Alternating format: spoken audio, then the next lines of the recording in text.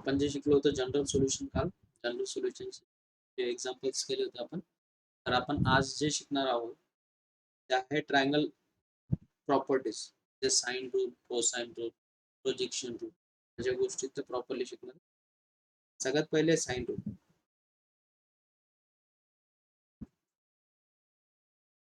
तर sine rule केव्हा वापरायचा? तर पहिले ट्रायंगल ड्रॉ करूयात आपण. एक ट्रायंगल, हा जर अँगल ए, हा अँगल बी आणि हा अँगल सी, तर कॅपिटल अँगल जो ए त्याच्या समोरची जी साईड असेल ती स्मॉल ए असेल, कॅपिटल बी च्या समोरची जी साईड असेल ती स्मॉल बी असेल, कॅपिटल सी च्या समोरची साईड असेल ती स्मॉल सी असेल. आता साइन रूल केव्हा वापरायचा? पहिले साइन रूल काय असतो ते सांगतो मी तुम्हाला. तर साइन रूल आहे मुलांना A upon sine A upon sine A is equals to B upon sine B is equals to C upon sine equals to C upon sine. जर पियर मध्ये ही फर्स्ट पियर झाली, ही सेकंड पियर झाली आणि ही third pier झाली, जर यांच्यापैकी कोणत्याही तीन गोष्टी जर गिवन असतील तेव्हा कोणता रूल वापरायचा? साइन रूल वापरायचा. कोणता रूल वापरायचा? Sine rule. पुन्हा एकदा रिवाइज करा काय सांगितलं sine rule. A upon sine A is equals to B upon sine B is equals to C upon sine C. तर हा झाला रूल सगळ्यात पहिले. नेक्स्ट, आता याचा तुम्हाला वापर कसा करायचा ते पण सांगितलं. जर कोणत्याही पेयर पैकी तुम्हाला जर किती गोष्टी गिवन पाहिजे? तीन गोष्टी गिवन पाहिजे, तेव्हाच तुम्ही साइन रूल वापरू शकता, अदरवाईज तुम्ही साइन रूल वापरू शकत नाही. आता याच्यामध्ये एक नवीन कॉन्सेप्ट ऍड आहे की याच्यामध्ये असतो सर्कम रेडियस. काय असतो मुलांना? Circumradius is equals to 2r. Remember this is equals to what? 2r. What is r? r is circumradius.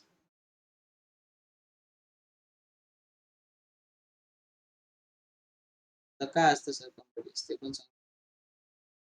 एक सर्कल ड्रॉ करूयात. एक सर्कल, या सर्कल मध्ये एक ट्रायंगल कन्स्ट्रक्ट करूयात.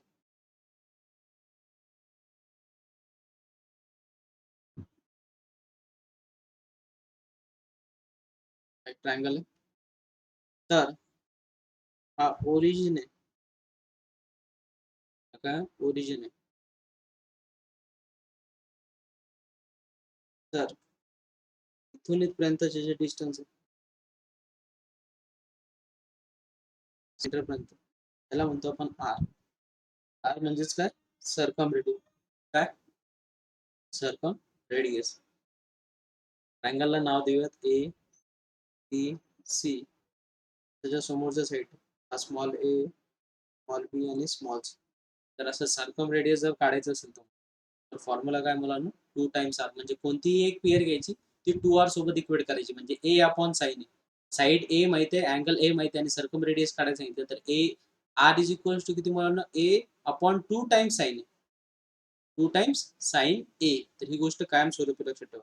त्याच्या दोन गोष्टी शिकलो आपण. एक साइन रूल, जेव्हा तुम्हाला पेयर पैकी एखादी गोष्ट अब्सेंट आहे ती काढायची, आणि सर्कम रेडियस काढायची. तर त्या कोणत्याही एका टर्म पैकी एक टर्म गिवन पाहिजे आम्हाला. पूर्ण पेयर, एक पूर्ण टर्म गिवन पाहिजे. ए साइन ए गिवन पाहिजे, किंवा बी साइन बी गिवन पाहिजे, किंवा सी साइन गिवन पाहिजे. अशापैकी कोणती एक पेयर जर गिवन असेल तर आपण डिरेक्टली सर्कम रेडियस काढू शकतो.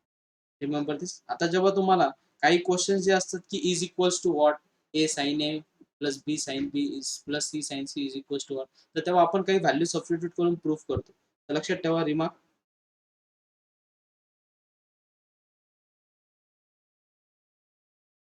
रिमार्क आहे, आपण ही जी इक्वेशन आहे त्याला के कन्सिडर केलं. काय कन्सिडर केलं मुलांना? के. तर मला सांगा, याला जर इक्वेट केलं तर ए इज इक्वल्स टू काय मिळेल मुलांना? K sine A. A is equals to what? K sine A. K is any constant. तसंच बी इज इक्वल्स टू काय मिळेल मुलांना? K sine B. तसंच सी इज इक्वल्स टू काय मिळेल मुलांना? K sine C. हा वापरू शकेल, किंवा याच्याऐवजी sine A is equals to A by K. Sine B is equals to B by K आणि sine C is equals to C bye के.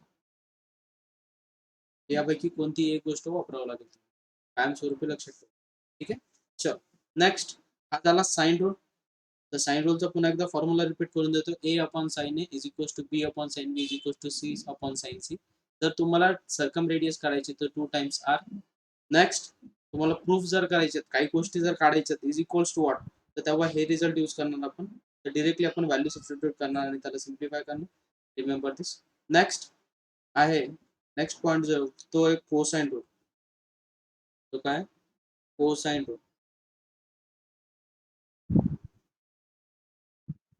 तर कोसाइन रूल केव्हा वापरणार.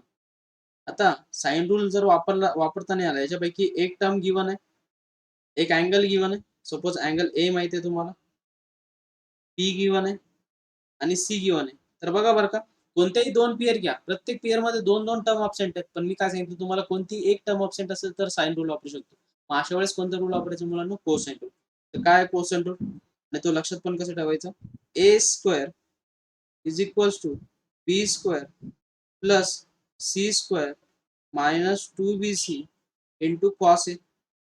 सिमिलरली मला सांगा मुलांनो B square is equals to काय होईल. बी सोडून कोणत्या टर्म उरलेल्या ए आणि सी. तर लक्षात कसं ठेवणार. A square plus C square minus 2ac into कशाची व्हॅल्यू काढतो बी ची म्हणून angle cos B. Next similarly काय करणार मुलांना आता जर आपल्याला C square is equals to काढायचं तर फॉर्म्युला कसं लक्षात ठेवणार. A square plus B square minus 2ab into cos. तर हा झाला कोसाइन रूल. त्याला काय म्हणतो मुलांना आपण कोसाइन रूल. आता एक रिमार्क लक्षात ठेवायचं की कोसाइन रूल मध्ये तुम्हाला जी महत्वाची गोष्ट लागणार ती काय. आपल्याला जेव्हा प्रूफ किंवा काही इक्वेशन सिम्प्लिफाय करायचे तेव्हा आपल्याला कॉसच्या व्हॅल्यू लागते. तर cos A is equals to what कशाची व्हॅल्यू काढायची मुलांना अँगल ए ची. तर ए सोडून उरलेल्या व्हॅल्यू कोणत्या बी स्क्वेअर प्लस सी स्क्वेअर आणि ज्याची व्हॅल्यू काढायची त्याला सबट्रॅक्ट करायचं minus A square upon 2bc. तर सिमिलरली तसंच कॉस बी लक्षात ठेवा मुलांना. Cos B is equals to what A square plus C square minus A square sorry minus B square upon 2ac. आणि similarly cos c is equals to A square plus B square minus C square upon 2ab. त्याला म्हणतो मुलांना आपण cosine rule. Next मुलांना projection rule. Next काय projection rule.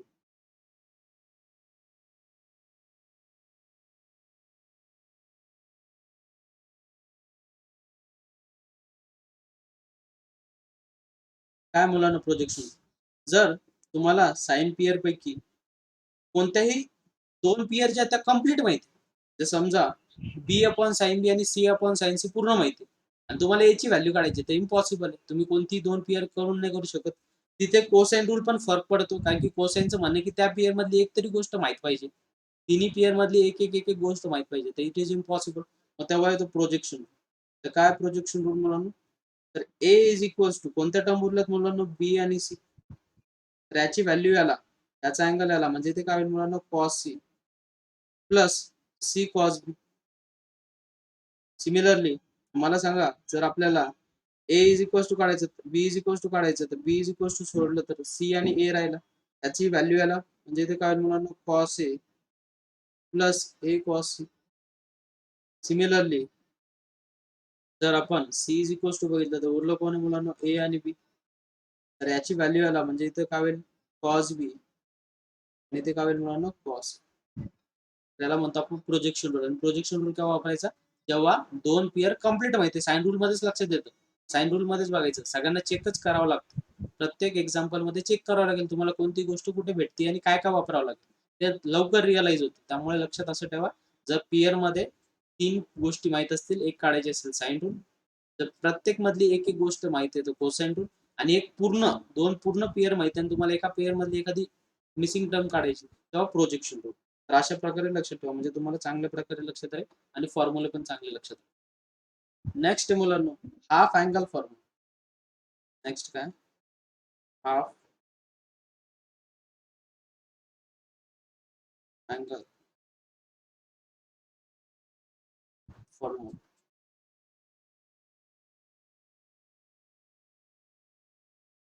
काय मुलांना half angle? Half angle म्हणजे पूर्ण हाफ टर्म्स दिलेले असतात. तर तुम्हाला एक गोष्ट लक्षात ठेवायची, what is S? S is half of perimeter. Perimeter म्हणजे काय? A plus B plus C addition of all side divided by 2. तर रिमेंबर दिस, आपण 2s इज इक्वल टू काय लिहू शकतो? ए plus B plus C. Next, आता आपल्याला फॉर्म्युले काढायचे आहेत मुलांना. Sine A by 2. तर साइन ए बाय 2 चा फॉर्म्युला कसा लक्षात ठेवणार? त्याची स्ट्रॅटेजी लक्षात ठेवा की जी ए काढायची, तर ए सोडून उरला कोण मुलांना? बी आणि सी. तर यस मायनस बी, यस मायनस सी अपॉन काय मुलांना? B C. सिमिलरली जर तुम्हाला साइन बी बाय 2 चा फॉर्म्युला लक्षात ठेवायचा, तर कसं ठेवणार मुलांना? बी सोडून उरलेलं कोण आहे मुलांना? ए आणि सी. कसं लक्षात ठेवणार? S minus A, S minus C upon काय मुलांना? A C. Similarly similarly sine C by 2. तर सी सोडून कोणकोणत्या व्हॅल्यू उरल्यात? ए आणि बी. ए आणि बी उरलं तर काय घेणार मुलांना? S minus A, S minus B upon ए. काय मिळालं मुलांना आपल्याला? साइन ए बाय 2 ची फॉर्म्युला. नेक्स्ट, कॉस चे कसे लक्षात ठेवायचे? कॉस ऑफ, काम करत वेगळा कलर यूज करतो. Cos of A by 2. तर कॉस ऑफ ए बाय 2 ला कसं लक्षात ठेवायचं मुलांना? ए धरून आता इथे पकडायचे, म्हणजे यस इंटू यस मायनस ए उरलो कोण आहे मुलांना? B C.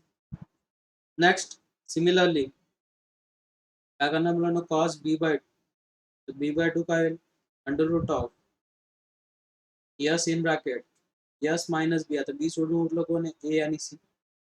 Next, similarly cos C by 2. तर सी सोडल्यानंतर कोण उरलं मुलांना?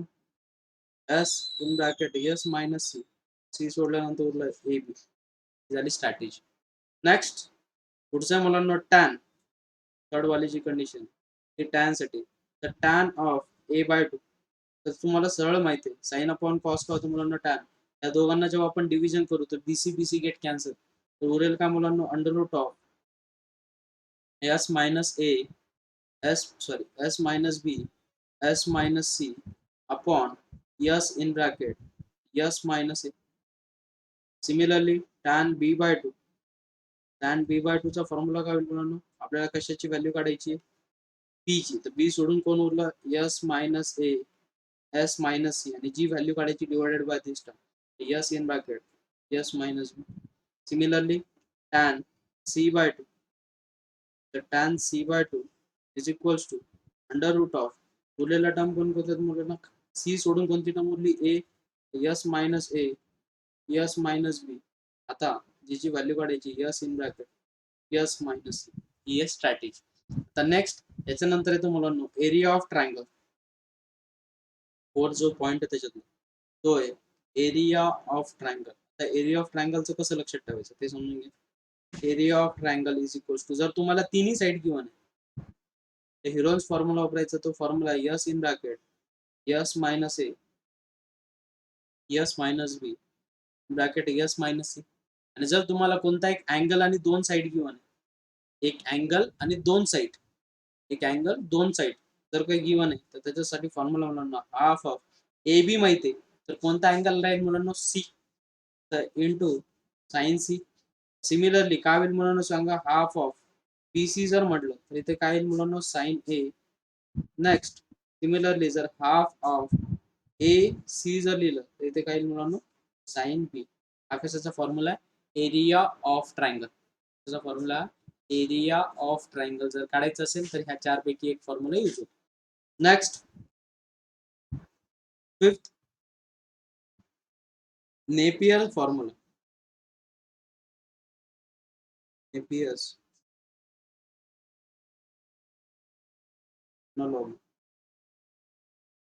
काय असतं नेपियर ते समजून घ्या. जर तुम्हाला tan of B minus C upon 2 जर दिले, तर बघा याच्याकडे नीट लक्ष द्या. बी मायनस सी आहे तर त्याच्या साईड सबट्रॅक्ट करा आणि त्याच्या साईड ऍड करा. इंटू बी आणि सी अँगल दिलेला तर उरला कोणता ए, तर into cot of A by two. Similarly second formula आपण तयार करू. सेकंड फॉर्म्युला आहे tan of A minus C किंवा ए मायनस सी आहे, A minus C upon two. तर A minus C upon two काय होईल म्हणून, किंवा सी मायनस ए, ते तुम्हाला कन्फ्युजन नाही होणार. सी मायनस ए अपॉन टू जर घ्यायचं ठरलं तर काय होईल म्हणून सांगा बरं. तर स्मॉल सी मायनस ए अपॉन सी प्लस ए, ए आणि सी यूज आहे म्हणजे कॉट ऑफ काय येईल मुलांना B bye.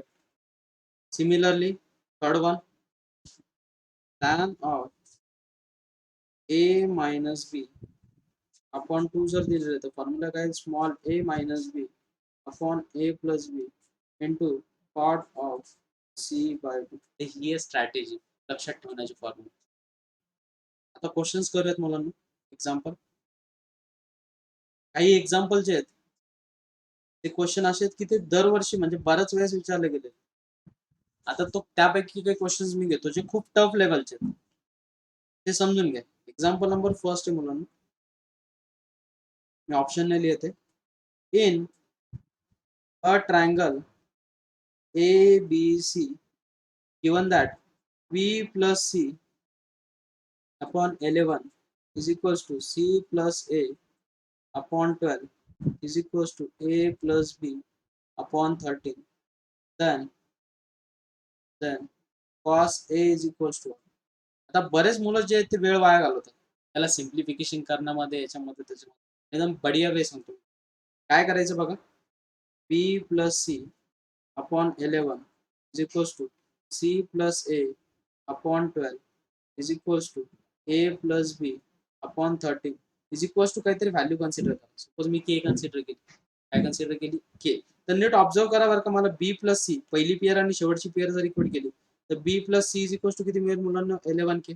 C plus A is equals to किती मिळेल मुलांना 12 के. आणि A plus B is equals to किती मिळेल मुलांना 13. नेक्स्ट याच्यानंतर काय करायचं, या सगळ्या इक्वेशनला मी ऍड केलं. काय केलं, ऍड केलं तर काय होईल सांगा बरं का. सगळ्यांमध्ये डबल टर्म आहे तर 2 times A plus B plus C भेटेल. बघा बरं का, 2 वेळेस ए, 2 वेळेस बी, 2 वेळेस C is equals to 11 K plus 12 K plus 13 K. तर इज इक्वल्स टू किती होईल मुलांना 36 के. आता याला 2 ने डिवाइड करा, 2 गेट कॅन्सल, इथे आन्सर मिळाला मुलांना आपल्याला 18 के. तर A plus B plus C is equals to 18 K. आता इथं पुढची प्रोसिजरच नाही कळत मुलांना काय करायचं, सरळ आहे ना. तुम्हाला बी प्लस सी ची व्हॅल्यू गिवन आहे, ए ची व्हॅल्यू भेटून जाईल. मग सबस्टिट्यूट करा मुलांना, ए प्लस बी प्लस सी ची व्हॅल्यू किती दिलेली आपल्याला, ती व्हॅल्यू दिलेली आपल्याला 11 के. तर 11 के इज इक्वल्स टू किती मुलांना 18 के. 11 तिकडे जाऊन मायनस होईल, तर ए ची व्हॅल्यू किती मिळाली मुलांना 7 के. सिमिलरली बी ची व्हॅल्यू किती मिळेल मुलांना आपल्याला 6 के. आणि सिमिलरली सी ची व्हॅल्यू किती मिळेल मुलांना आपल्याला 5. आपल्याला कशाचं व्हॅल्यू काढायची, कॉस एची. कशाची व्हॅल्यू काढायची, कॉस ए. तर काय मुलांना कॉस एचा formula, cos A is equals to आता सांगितलं ए सोडून कोणती value, B square plus C square minus A square upon 2bc.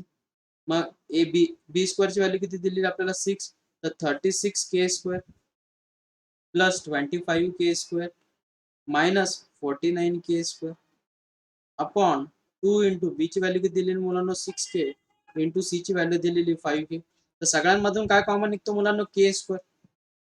काय निघतो, के स्क्वेअर. आणि ह्या के सोबत ते गेट कॅन्सल होईल.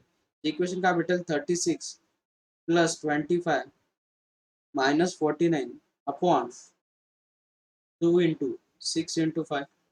त्यांची जर सबट्रॅक्शन केली तर भेटेल 12 अपॉन 2 इंटू 6 इंटू 5. तर 6 टू जा 12, 12 12 गेट कॅन्सल. तर सोल्युशन किती मिळालं मुलांना 1/5. एक्झाम्पल नंबर सेकंड मुलांना, example number second, if in triangle ABC 1 upon A plus C plus 1 upon B plus C is equals to 3 upon A plus B plus C, then angle C is equals to what? आपल्याला angle C ची value काढायची. अशा वेळेस काय करणार तुम्ही, त्याला waste करणार, टाइम वेस्ट करणार तुमचा. तुम्ही डायरेक्टली क्रॉस मल्टिप्लिकेशन करा. B plus C plus A plus C upon A plus C into B plus C is equals to 3 upon A plus B plus C. Next याच्यानंतर काय करणार मुलांना, आता नीट ऑब्झर्व करा. याच्यामध्ये वरती जी न्यूमरेटरला इक्वेशन दिसते त्याच्यामध्ये सी 2 वेळेस आहे. तर ए प्लस बी एका ब्रॅकेटमध्ये लिहिलं प्लस 2c आणि ही जी डिव्हिजनची टर्म आहे तिकडून मल्टिप्लाय होईल. तर A plus B plus C is equals to 3 times A plus C into B plus C.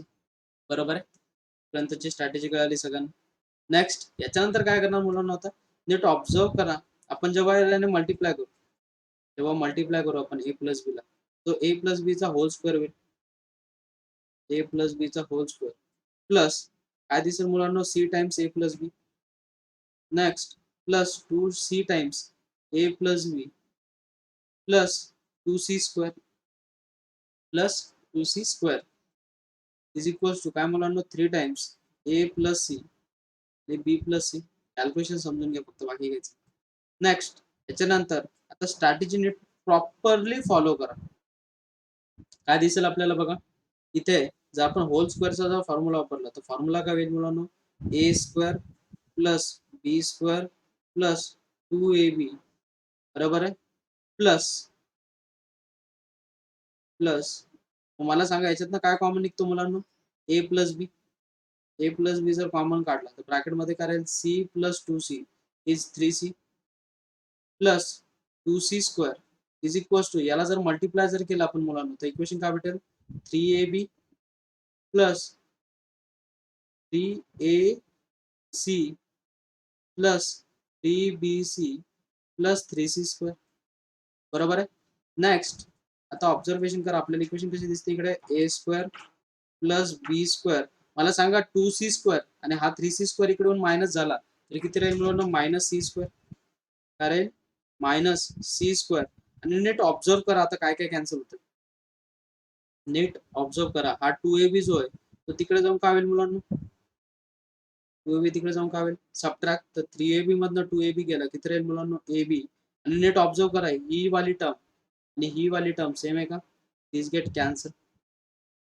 उरला काय मुलांनो, A square plus B square minus C square is equals to A B. मला सांगा आता आपल्याला कशाची व्हॅल्यू काढायची मुलांनो, अँगल सी ची. आता आपल्याला अँगल सी, तर नीट ऑब्झर्व करा, हा फॉर्म्युला जो आहे तो कोसाईनच्या फॉर्म्युल्यामध्ये दिसतोय बघा. याला असं जर लिहिलं, A square plus B square minus C square upon A B is equals to किती मुलांनो, 1. तर मला ऍडजस्टमेंट कितीची करावं लागेल मुलांनो, 2 ची. 2 याला डिवाइड करतो त्याला पण डिवाइड करावं लागेल. हा फॉर्म्युला कशाचा झाला मुलांनो, कॉस सी चा. तर cos C is equals to half. तर कोणत्या अँगलला व्हॅल्यू हाफ असते मुलांनो, 60 डिग्री.